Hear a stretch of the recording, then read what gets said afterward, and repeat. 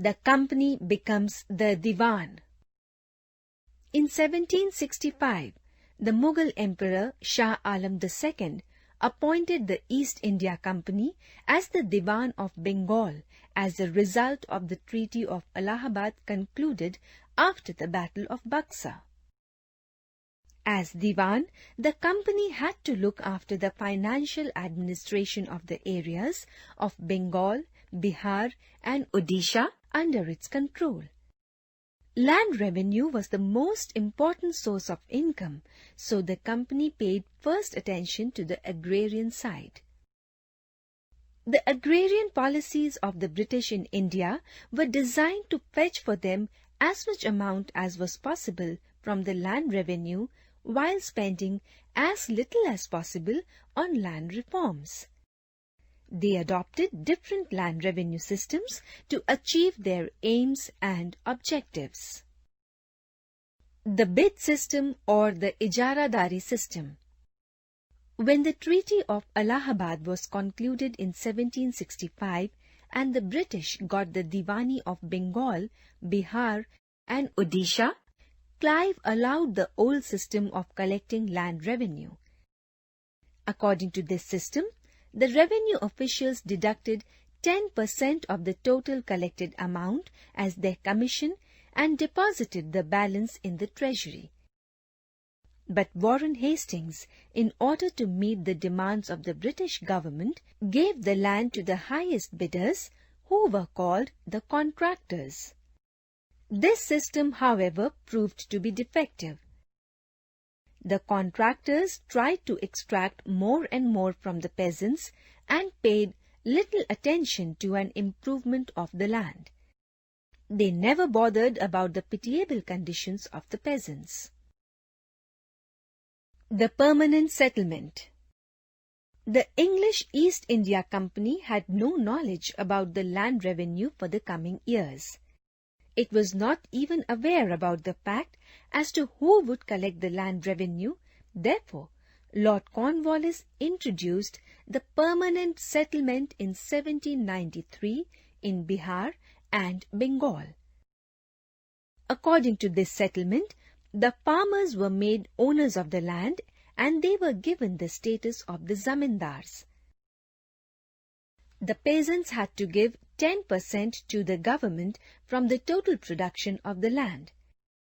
If any of the zamindars failed to fulfill these conditions, he was ousted from his land and the government did not hesitate in putting his zamindari to auction. Merits of the permanent settlement.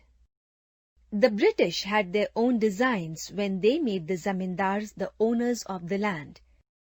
Their object was political as well as financial and administrative. The zamindars became staunch supporters of the British government. They sided with the British even during the mutiny of 1857 and the national movement. The permanent settlement made the income of the government quite certain. It was easy to have transaction with the zamindars than with the peasants. Later on, the settlement was implemented in Orissa, northern districts of Madras and the district of Varanasi. It proved useful for the company as well as the zamindars. Demerits of the permanent settlement. This settlement was, however, not without drawbacks.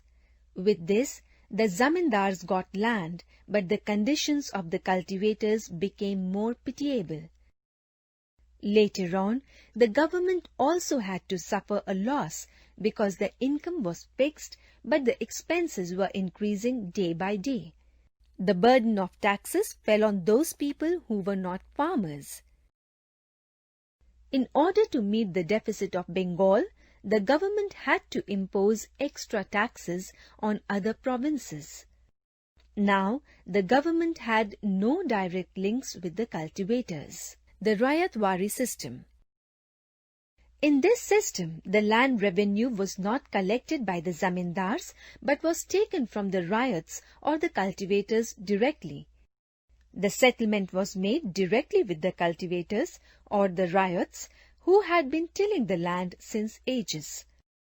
This system came to be known as the Munro system because it was Thomas Munro who developed this system and extended it all over South India. According to this system, the cultivators became the landowners and there was no intermediary for collecting the revenue. It was implemented in Madras and Bombay presidencies. Under this system, the land revenue was increased after every 20 to 30 years. Merits of the Rayatwari system. The Rayatwari system was considered somewhat better than the permanent settlement. Under this system, the settlement was not made with the zamindars, but with the actual cultivators. As such, the cultivators were not left at the mercy of the zamindars. Secondly, under this system, the company was not a financial loser because it could increase its share after regular intervals. Thirdly, under this system, the cultivator was recognized as the owner of the land subject to the payment of the land revenue. Demerits of Rayatwari system. This system had its own defects. The Rayatwari system, however, benefited the government instead of the cultivators. Now, the company or the state itself became the giant zamindar. The peasants were overburdened with heavy taxes. In case of floods or a dry spell, the peasants had to pay entire amount of the land revenue.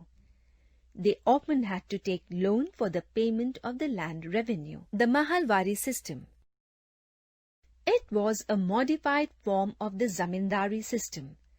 It was introduced in the Gangetic Valley, Northwest Province, parts of central India and the Punjab. Mahal means a village or an estate, and therefore the Mahalwari system may be called the village system. This system was implemented in the village directly or through the representatives of the village. The amount of land revenue was revised periodically so that the government could revise the same whenever it so desired. In such a case, there would be no loss to the government as in the case of the permanent settlement.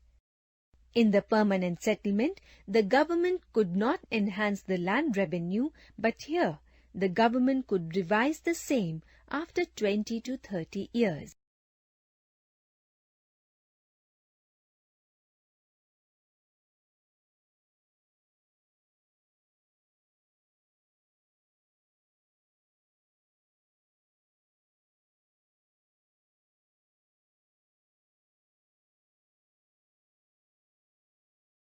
Effect of the colonial agrarian policies on the peasants and the landlords. As different land revenue systems of the British government were designed only to suit its own objectives, they had a disastrous effect both on the peasants and landlords because of certain inherent defects in them. Very high rates of land revenue. Whatever may be the land revenue system, there is no denying the fact that the rates of land revenue were very high. In spite of all their best efforts, the peasants could never pay them. Land was made a saleable property. It was a new innovation of the British government to make land a saleable and mortgageable property. This was primarily done to increase the government's revenue. If it had not been made saleable or transferable, the government could never realize revenue from the cultivators who generally had no savings or possessions out of which they could pay. Thus the peasants were forced to pay high rates of land revenue under the threat of their land being auctioned. But in doing so, the government forced the peasants to borrow from the moneylenders. Poverty and indebtedness. As the revenue was being periodically revised and raised, it became quite difficult for the farmers to pay it. They were thus forced to mortgage their lands to the moneylenders so that their lands were not auctioned to recover the revenue. But borrowing money also landed them in perpetual indebtedness. They had generally to sell or dispose of their homes, ornaments, lands, and other belongings in order to pay off the debts.